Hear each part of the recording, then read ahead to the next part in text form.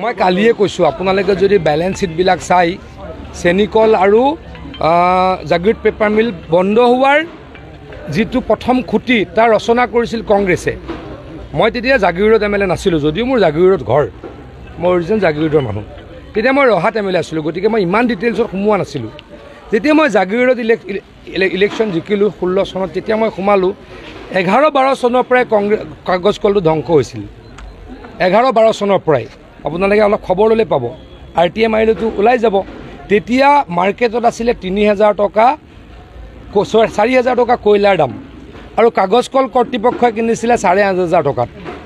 তেতিয়া আপোনালোকে খবৰ ল'লে পাব, মই মুখ খুলিলে বহুত কথা কৈ দিম। তেতিয়া বাঁহৰ দাম আছিলে 2500 টকা, আৰু ডাঙৰ কোম্পানীবিলাকক দিছিলে 4500 টকা। কিয়? ডাঙৰ কোম্পানীবিলাকে বোলে আমাৰ সাধাৰণ জাগিৰোডৰ মানুহক দিছিলে বাঁহৰ প্ৰতি টনত 2200 টকা, 2000 টকা, আৰু ডাঙৰ কোম্পানীবিলাকক দিছিলে 4000 টকা। যুক্তি কাগজ কল কৰ্তৃপক্ষৰ কি আছিলে?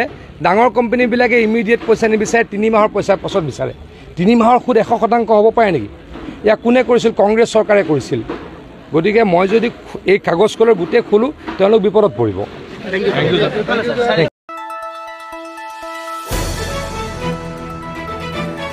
দ্য নিউজলেণ্ড, অবিৰত তথ্যানুসন্ধান, আপোনাৰ সেৱাত খবৰ সন্ধান।